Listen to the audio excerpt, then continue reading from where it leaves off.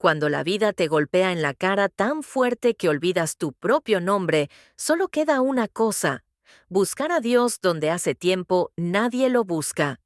María Concepción lo entendió demasiado tarde, pero, como se dice, mejor tarde que nunca. Hace 3 meses, su mundo se derrumbó de repente. Rafael, su esposo, la única persona que no la consideraba maldita por su infertilidad, partió de este mundo tan silenciosamente como había vivido. La enfermedad lo consumió en un mes, dejando a María con deudas que solo se podrían saldar vendiendo la casa, y esa casa valía menos que la deuda del préstamo que Rafael tomó para su tratamiento. La ironía del destino era que los vecinos que durante 20 años habían murmurando a sus espaldas que una mujer sin hijos era un castigo del cielo, ahora le decían abiertamente a la cara que recibía lo que merecía. La señora Dolores, que vivía al otro lado de la calle, cada mañana salía a regar las flores justo cuando María iba de camino a la tienda, y siempre soltaba algo como: Dios da hijos a quienes los merecen y quita maridos a quienes no han cumplido con las expectativas. Ese día, María caminaba por el camino polvoriento que conducía fuera de la ciudad, sosteniendo en el bolsillo de su viejo vestido negro las últimas monedas. Apenas le alcanzaría para un pan, nada más. El banco ya había enviado un aviso de que la casa se vendería en una subasta en una semana. El abogado, un hombre grueso con un traje caro, se lo explicó con un tono como si estuviera hablando con un niño retrasado. Señora, debe entender que hay que devolver el préstamo. Su difunto esposo firmó los documentos y ahora es su responsabilidad. El sol ardía tanto que el asfalto se derretía bajo sus pies y el aire temblaba por el calor. María avanzaba sin prestar atención al camino, cuando notó un sendero que conducía a una colina. Allí, entre la hierba seca y los arbustos espinosos, se erguía una capilla medio en ruinas. Recordaba este lugar desde la infancia. Su abuela solía llevarla aquí en las festividades, pero eso había sido hace tanto tiempo que parecía otra vida. La capilla parecía como si el tiempo hubiera decidido burlarse de ella de manera particularmente cruel. El techo se había hundido en varios lugares, dejando agujeros por los que entraban la lluvia y la nieve.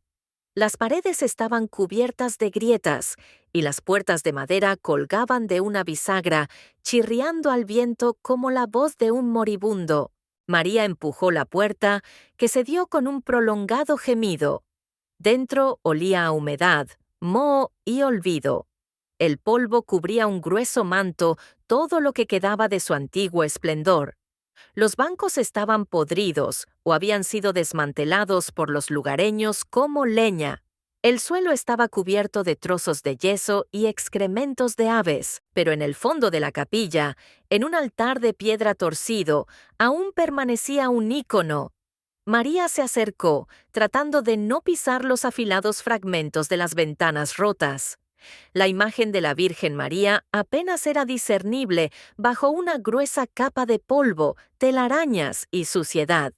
Los colores se habían oscurecido con el tiempo y en algunos lugares se habían descascarado, dejando al descubierto la madera oscura de la base. «Ahí estás olvidada como yo», murmuró María, mirando el rostro ennegrecido de la santa. Sacó de su bolsillo un pañuelo limpio. Era el último que Rafael le había regalado en su aniversario y comenzó a limpiar con cuidado el ícono de la suciedad.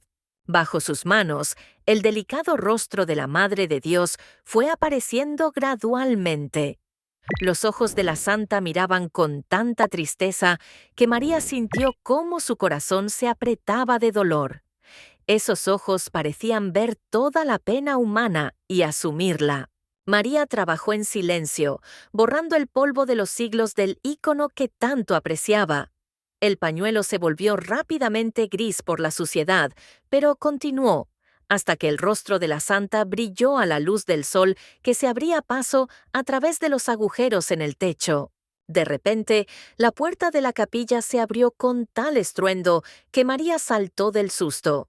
En el umbral estaba don Eduardo Velázquez, el terrateniente más rico de la zona. Detrás de él se asomaban dos trabajadores en overoles sucios, cargando algunas herramientas. Tú! ¿Qué haces aquí?, le gritó bruscamente a María, como si fuera un perro vagabundo que se había metido en su huerto. María se levantó de las rodillas, todavía sosteniendo el pañuelo sucio. Don Eduardo era un hombre de unos 50 años, con un rostro que mostraba las huellas indelebles del éxito y la avaricia. Su traje costaba más de lo que María ganaba en un año, y el reloj de oro en su muñeca podría haber resuelto todos sus problemas financieros. «Señor, solo estoy limpiando aquí. Este es un lugar sagrado. No debería...» comenzó ella, pero él la interrumpió con un gesto brusco. «¿Lugar sagrado?».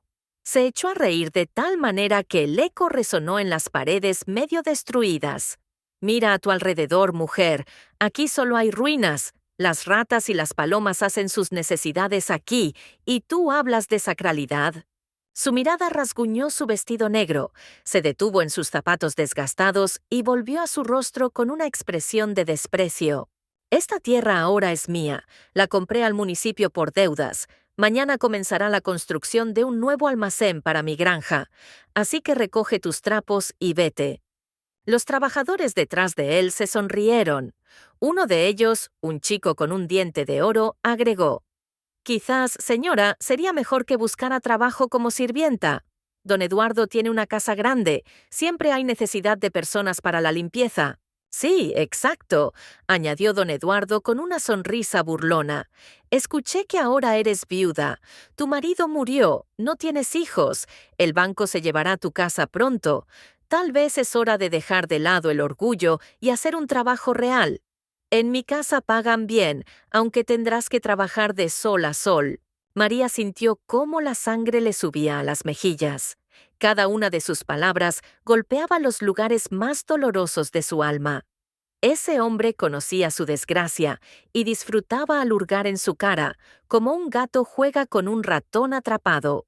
«Señor, por favor, no demuela la capilla. Aquí oraron nuestros abuelos y bisabuelos. Este lugar recuerda tantas oraciones». Dio un paso hacia él, extendiendo sus manos en un gesto suplicante. «¿Oraciones?». Don Eduardo resopló. «¿Y dónde está tu Dios ahora? ¿Por qué no protegió a tu marido de la enfermedad? ¿Por qué no te dio hijos? ¿Por qué no te ayudó con el dinero?». Sus palabras caían sobre ella como golpes de martillo. Cada pregunta se clavaba en su corazón, porque ella misma se las hacía cada noche sin dormir durante los últimos 3 meses. «Te diré dónde está tu Dios», continuó, disfrutando de su dolor. «Él no está.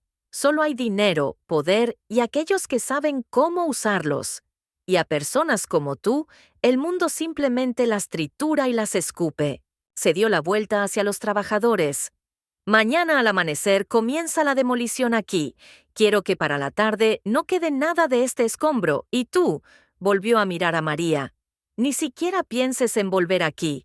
El terreno será vigilado». Don Eduardo se dio la vuelta y se dirigió hacia la salida, pero en el umbral se detuvo y arrojó sobre su hombro: «Y sí, si cambias de opinión sobre el trabajo, sabes dónde encontrarme. Pero no te tomes mucho tiempo para pensarlo. Mi paciencia no es infinita». Los trabajadores rieron y llevaron las herramientas de regreso al camión. María quedó sola en la capilla vacía, sintiendo cómo las lágrimas rodaban por sus mejillas. Se arrodilló ante el ícono que acababa de limpiar.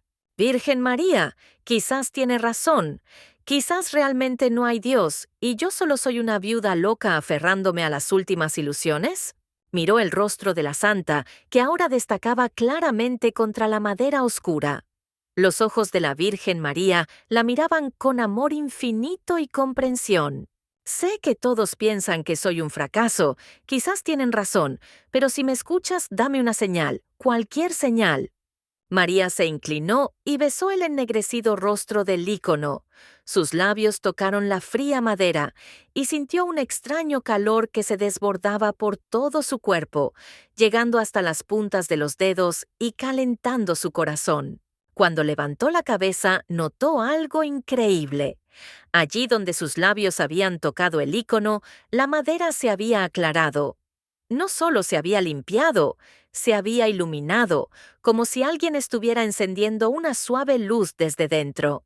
María frotó sus ojos, pensando que era un juego de los rayos del sol. Pero no. Un pequeño área en la mejilla de la santa realmente brillaba con una luz tenue pero indudable. Lo que sucedió a continuación cambió todo. No querrás perderte cómo un ícono pudo poner en su lugar al hombre más rico de la región. Hay personas que se rinden ante el primer fracaso, y hay aquellas que están dispuestas a luchar hasta el final, incluso si el mundo entero se vuelve en su contra. María Concepción pertenecía al segundo tipo, y don Eduardo pronto se daría cuenta de que se había topado con la mujer equivocada. Al día siguiente, apenas despuntó el día, María ya estaba de pie en la colina junto a la capilla. Había llegado por la mañana, sabiendo que los trabajadores de don Eduardo pronto comenzarían la demolición. En sus manos llevaba una pequeña canasta con un trozo de pan y un termo con agua, todo lo que podía permitirse para el desayuno. Los trabajadores llegaron a las 7 de la mañana en un viejo camión que despedía humo negro y retumbaba como un tanque. El capataz, un tipo enorme con un rostro marcado por años de trabajo duro y alcohol barato, vio a María y se detuvo como si hubiese visto un fantasma. «¡Hey, señora, no tienes nada que hacer aquí! El jefe dijo ayer que este terreno está prohibido para extraños». María se levantó de la piedra en la que estaba sentada y lo miró fijamente a los ojos. En su mirada había tal determinación que el capataz dio un paso atrás involuntariamente.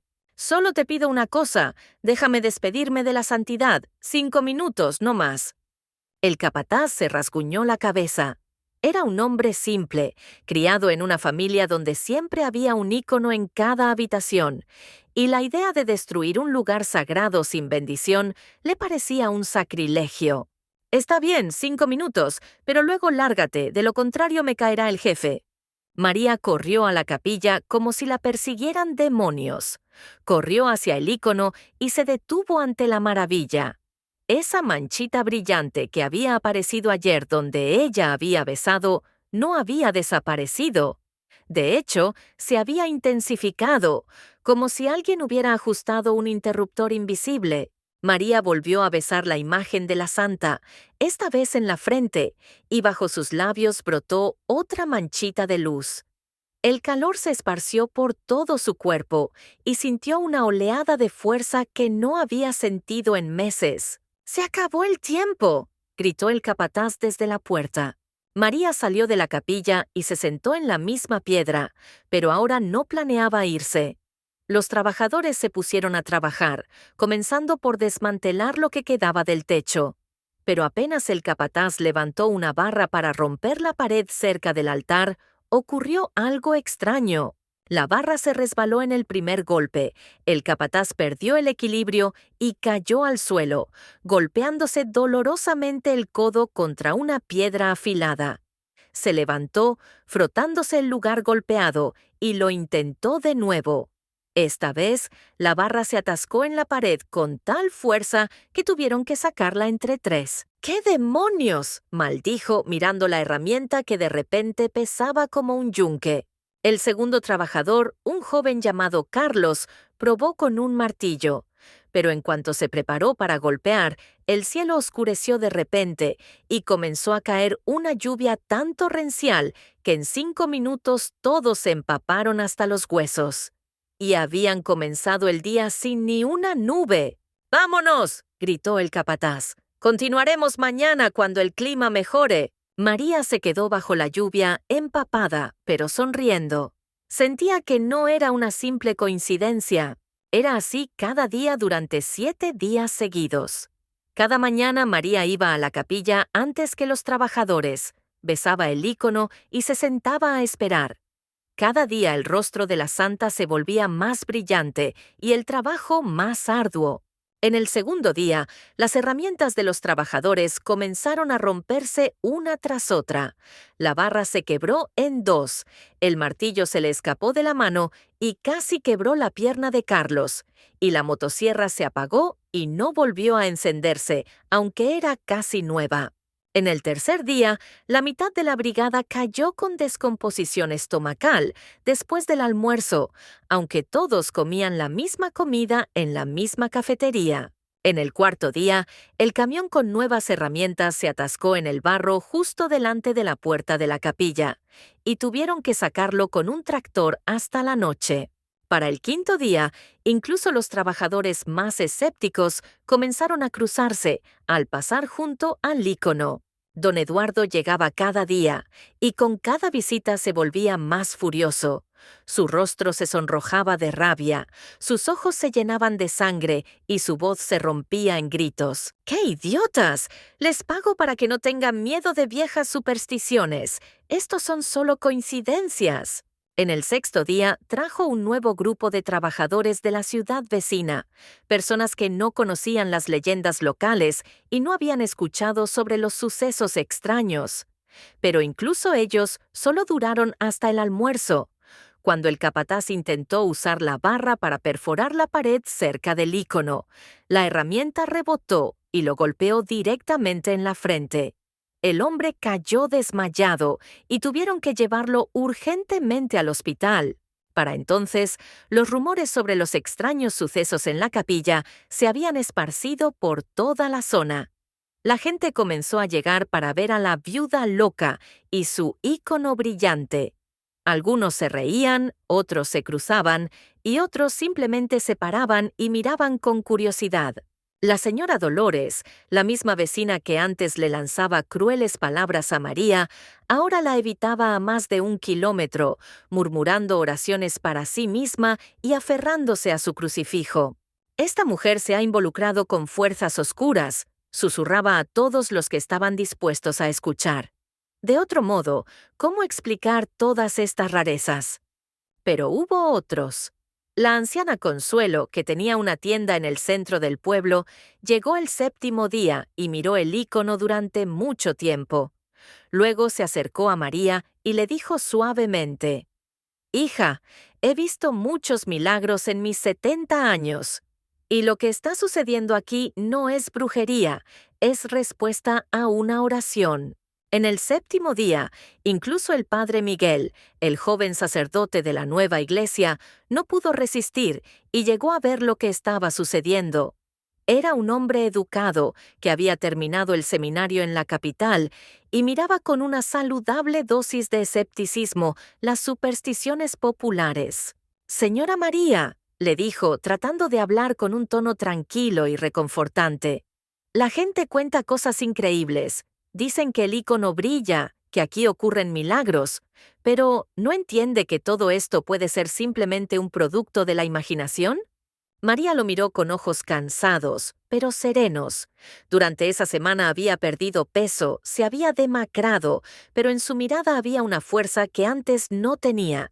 «Padre, entiendo que parezco una loca, pero míreme el ícono, mírelo atentamente». El sacerdote se acercó escépticamente a la imagen, preparado para explicar todo desde un punto de vista racional. Pero lo que vio lo dejó paralizado. El rostro de la Virgen María realmente brillaba con una luz suave y cálida que no se podía explicar como un juego de los rayos del sol o un engaño visual. Esto es imposible», murmuró mientras extendía la mano hacia el ícono, pero no se atrevía a tocarlo. «Sea posible o imposible, eso ya no importa», dijo María en voz baja. «Lo importante es que la Virgen María escucha nuestras oraciones y responde a ellas». En ese momento, desde la carretera se escuchó el rugido de un motor. Un SUV negro de don Eduardo se dirigía rápidamente hacia la capilla. El coche se detuvo en una nube de polvo y de él salió el propio patrón, acompañado de una docena de trabajadores con una expresión muy seria. «¡Basta!», gritó don Eduardo con tal fuerza que los pájaros volaron del árbol más cercano. «Ya me tiene cansado este espectáculo. Les pago dinero no para tener miedo de viejas supersticiones». Se acercó al capataz y le indicó con el dedo en el pecho: «Escúchame con atención. O derribas este escombro ahora mismo o buscas un nuevo trabajo, y olvídate de esta loca y sus trucos». Los presentes quedaron en silencio, tensos, observando lo que estaba por suceder. María se levantó de la piedra y se acercó al ícono, cubriéndolo con su cuerpo. «¡No, no se atrevan! ¡Quítala de en medio!», ordenó don Eduardo, y dos trabajadores agarraron a María por los brazos. El capataz levantó el martillo sobre su cabeza, apuntando la pared cerca del ícono. María lloraba y rezaba mientras el padre Miguel estaba a su lado, sin saber qué hacer. Y entonces ocurrió lo que cambió todo. Esa es la cúspide, todo lo que has estado esperando, aquí mismo. Quédate para ver cómo un ícono puso en su lugar al hombre más rico de la región. Hay momentos en la vida en que el tiempo se detiene y la realidad revela su verdadero rostro. Lo que sucedió en ese segundo en el que el martillo del capataz impactó la pared de la capilla cambió para siempre no solo la vida de María, sino de todos los que fueron testigos. El golpe del martillo contra la piedra debería haber sonado como un estruendo sordo, un crujido de destrucción, el sonido de la victoria de la fuerza bruta sobre una antigua santidad. En lugar de eso, se escuchó un sonido fino y resonante, como si un enorme cristal se quebrara o una cuerda de una arpa celestial se rompiera. Todos se paralizaron. El capataz se quedó con el martillo en las manos, sin entender qué había ocurrido. Los trabajadores que sujetaban a María aflojaron sus dedos y retrocedieron. Don Eduardo abrió la boca, pero no pudo pronunciar ni una palabra. Y luego todos vieron lo que hizo caer de rodillas incluso a los más acérrimos escépticos. De los ojos del ícono de la Virgen María comenzaron a rodar lágrimas reales. Primero lo notó una niña pequeña que había venido con su abuela de un pueblo cercano para ver el ícono milagroso. La niña apuntó hacia la imagen y gritó con su voz aguda: «¡Abuela, la santa llora! ¡Mira, tiene lágrimas!». Todas las cabezas se giraron hacia el ícono. Lo que vieron no se podía explicar de ninguna manera racional.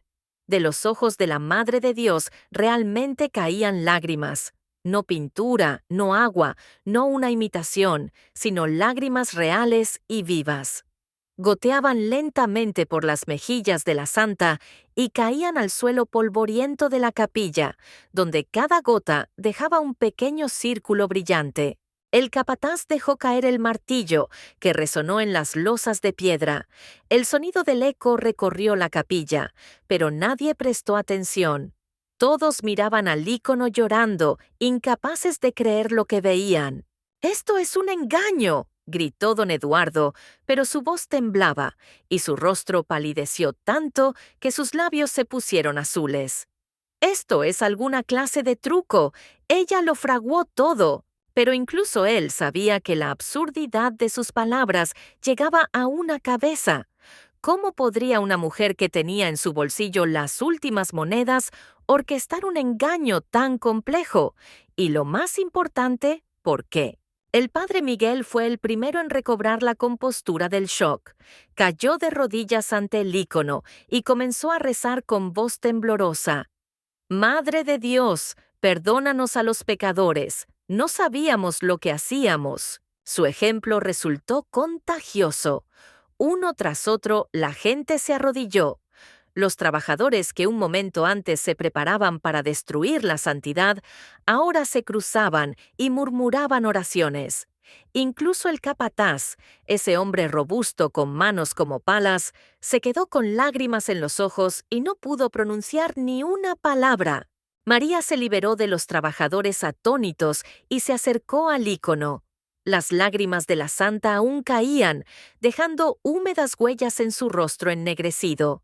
María extendió la mano y tocó suavemente la mejilla de la Madre de Dios. En ese mismo instante, las lágrimas dejaron de fluir, pero por todo el rostro se extendió una suave luz dorada que era visible incluso en el brillante sol del día. «Ella llora no por dolor», dijo en voz baja María, dirigiéndose a las personas que se habían reunido. «Llora por amor, por ver cómo nos hacemos daño unos a otros, olvidando la misericordia y la compasión». Don Eduardo aún no podía creer lo que estaba sucediendo. Su mundo, construido sobre el dinero, el poder y el desprecio por los débiles, se derrumbaba ante sus ojos. Hizo un paso vacilante hacia el ícono, extendiendo su mano como si quisiera desenmascarar un engaño. «No creo en sus supersticiones», gritó, pero su voz ya no sonaba tan segura como antes. «Esto es todo un engaño, y lo demostraré». Estiró la mano para tocar el ícono, pero en cuanto sus dedos tocaron el brillante rostro, una pena lo atravesó, que era indescriptible con palabras.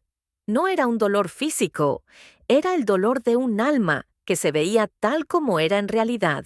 Don Eduardo vio toda su vida como si estuviera en la palma de su mano. Vio cómo había echado a familias pobres de su tierra para ampliar sus dominios.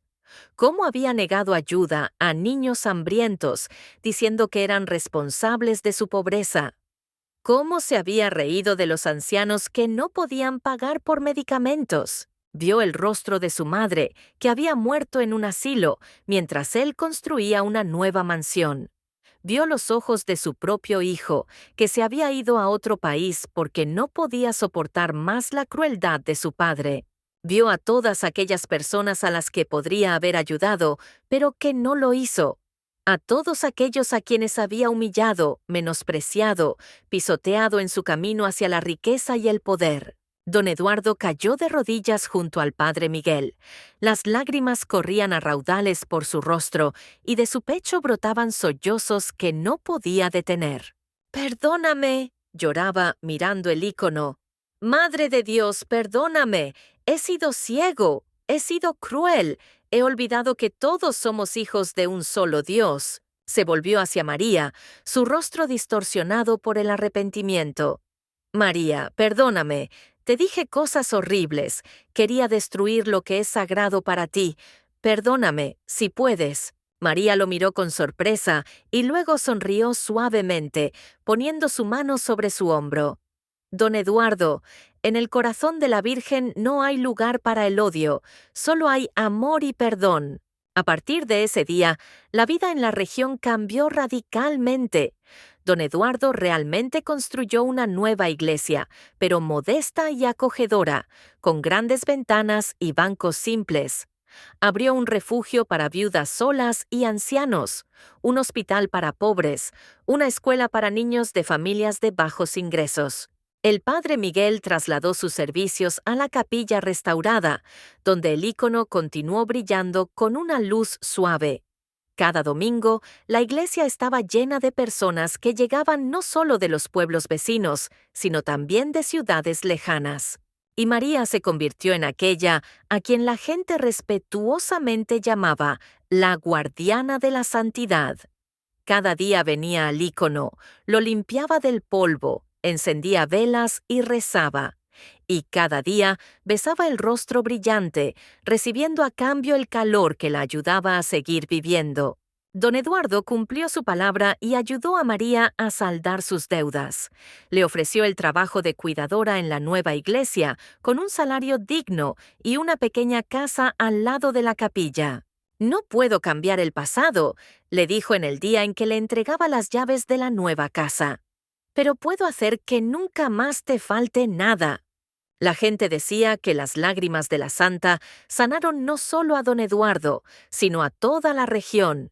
Las disputas entre vecinos cesaron, los ricos comenzaron a ayudar a los pobres, y la iglesia se convirtió en un lugar donde todos podían encontrar consuelo y apoyo. Y cada tarde, cuando el sol se ocultaba tras las colinas, María se paraba ante el ícono y susurraba: «Gracias, Madre de Dios. Nos has mostrado que incluso en el lugar más olvidado puede florecer la esperanza, y que incluso el corazón más cruel puede volverse bueno si hay un lugar para el amor». Y el ícono brillaba en respuesta, recordando a todos que los milagros suceden no cuando creemos en ellos, sino cuando estamos dispuestos a cambiar por amor al prójimo. Muchísimas gracias por haber seguido esta increíble historia hasta el final. Si te ha tocado el corazón así como a nosotros, asegúrate de dar me gusta y suscribirte al canal. Tenemos muchas más historias sorprendentes sobre fe, milagros y la fuerza del espíritu humano. Cuéntanos en los comentarios. ¿Crees en los milagros? ¿Te ha pasado algo en tu vida que no se puede explicar lógicamente? Comparte tus historias. Quizás tu relato sea la base para el próximo video. Y no olvides hacer clic en la campanita para no perderte nuevas historias que nos recuerdan que incluso en los momentos más difíciles siempre hay un lugar para la esperanza y el amor. Hasta la próxima en el siguiente video.